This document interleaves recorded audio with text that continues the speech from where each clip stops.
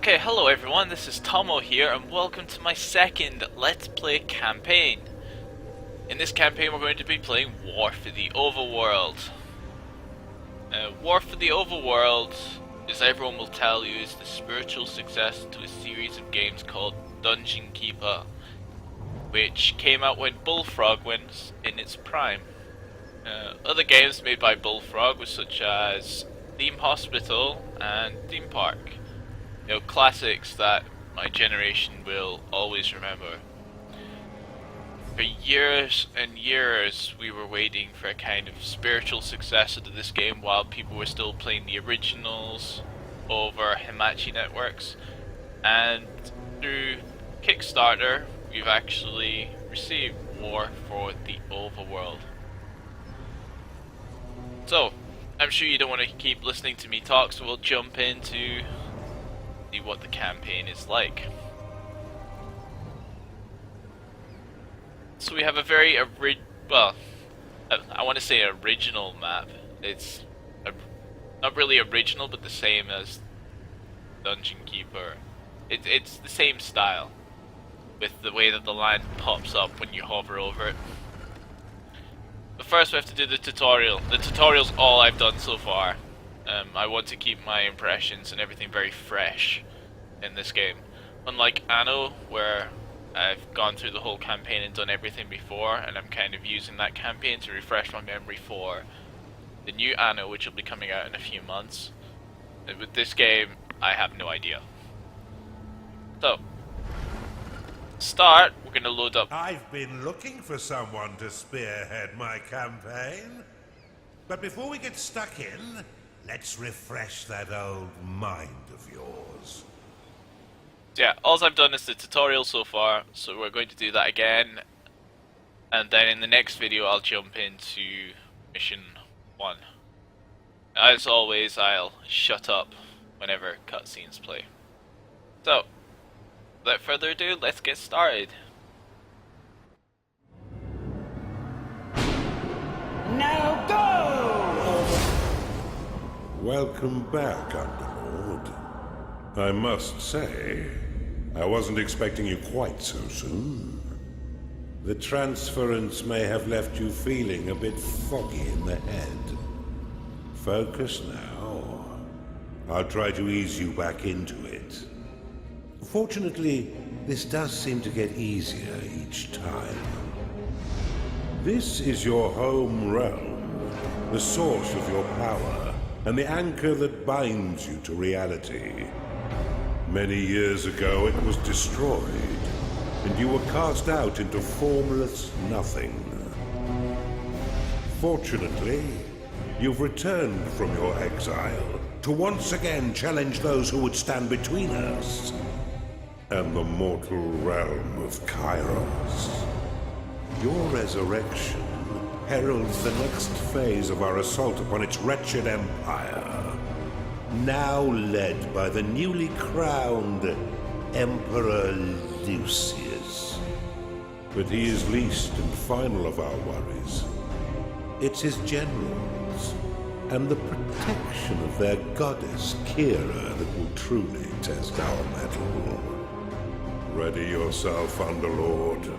Let's begin our war for the Overworld.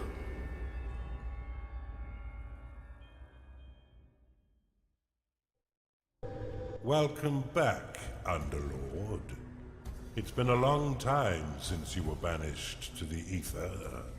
You've returned as a husk of your former self, but I've taught far denser Underlords than you. Let's start with the basics. This is your dungeon core, the tether that allows you to manifest your malignant will. If destroyed, your consciousness will once again be scattered to the void. Your workers are an extension of your dark will. They have many jobs, but their main focus is in carving out the halls of your dungeon. Put them to work by clicking and dragging your cursor upon the flashing tiles to tag them for excavation. Your workers will now rush forth to dig out and claim the tagged area. Once they have laid down the stones, marking the ground as your own, you will be able to build rooms upon the finished tiles. While your lackeys get to work, look to the east of your dungeon core.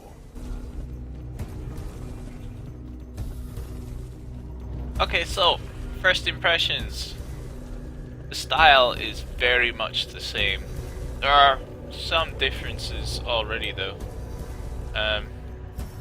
We actually have a dungeon core.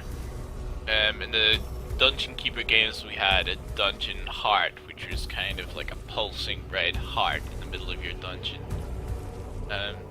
Workers seem to be the same, except they're called workers now. In Dungeon Keeper they were always called imps. Aside from that, everything looks very similar. Apart from the map. The map actually looks like it would belong in a Dungeon Keeper game, and not necessarily a game that came out, you know, in this time. I guess it doesn't really matter, because, you know, we're not playing StarCraft, but it's just my first impression. So okay, let's get started in dragging out the area for this room. And he said, look east. This is a gateway, one of the many portals that you'll use to attract minions to your dungeon. Order your workers to dig a path to it now. Okay.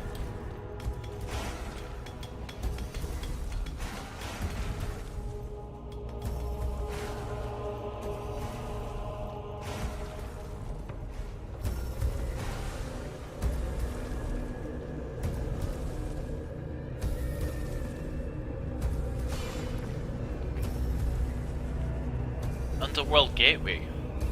I can't remember if it was called an Underworld Gateway last time. Now that you have a gateway, minions can enter into your service. But first, you'll need to build the rooms necessary to entice them in. Start by building a barracks. This room will allow your minions to hone their combat skills without the risk of permanent death or disfigurement. Select it and build it by clicking and dragging your hand across the claimed tiles. Most rooms must be built at least 3 by 3 in order to function properly, though the lair and vault are effective at any size. Yes, this sounds like the new training room. A gnarling has entered your dungeon. A gnarling These has guys are entered new. your dungeon. Attracted by the barracks, these green-skinned scrappers aren't quite right in the head, and they'll happily hack at your foes until someone is dead. Outside of combat, gnarlings will train themselves within your barracks. You can pick them up with a click if you find them slouching off, then deposit them anywhere within your dungeon with a right click. For further entertainment, you can always put yourself directly into their head by casting possession upon them. Now that you have some minions, Wow, this is quite cool. you will need to cater for their basic needs. First, build a lair, so the pitiful little meat sacks can get some rest. It looks like they have a bunch of skills at the bottom, which are currently grayed out, redded out. I don't know whether they'll, you know, unlock through higher levels or any other thing. Okay. That's kind of cool. Dual-wielding goblins. Gnarlings. Cool. Okay, so what we're doing now, we're building a lair. Okay. Do that then.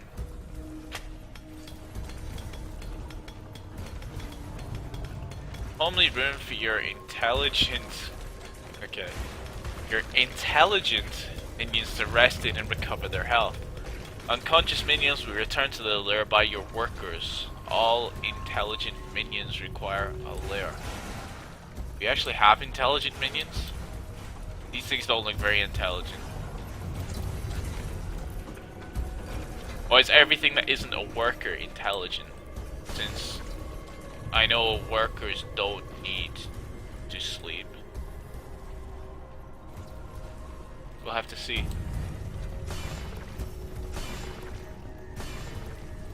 look at Lair. Well done. But see how your gold reserves have been depleted. Command your workers to mine some of the nearby gold by tagging the gleaming tiles. They collect and return gold to your dungeon coffers, allowing you to spend it on whatever your dark heart desires. Your core can store up to 16,000 gold pieces.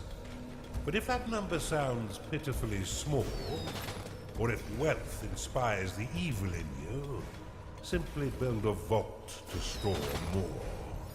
Now that you've got a bit of coin in your pocket, you can build a slaughter pan. This room produces scores of micro-piglets, a delicacy that will sustain the weak flesh of your minions by filling their bellies with succulent pig flesh. Pig flesh? Wow, they've had a bit of an upgrade over the last 10 years. My minions back then only used to get chicken, now they're getting pork.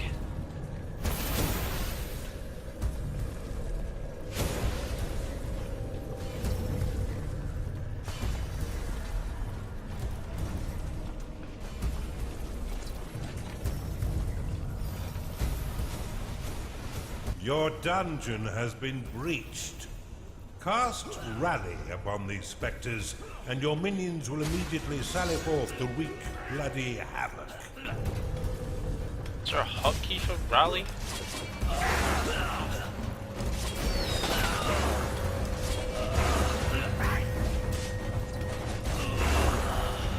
I don't know. Well done.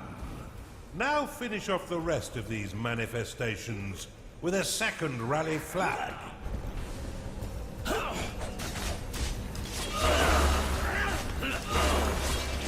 Your nines made short work of those spectres, but see how they still circle the flag. You can dismiss rally flags by slapping them with a right click. This should allow your minions to return to their jobs and tend their needs in a timely fashion. You can cast Recall upon a minion to immediately return them to your dungeon, though if they are attacked as it channels, then the spell will fizzle into nothing. Yeah. You're on a roll, Underlord. I really want to learn the And hotkeys I've for been this. waiting far too long to without... begin my war for the Overworld. Let us enter the realm of Kairos and continue your retraining against a more fitting enemy. Well done, Underlord. I see it's all coming back quite quickly. I expected nothing less, but there's much still to learn. Why don't we work in a bit of murder while we're at it? It's time for you to enter the realm of Kairos.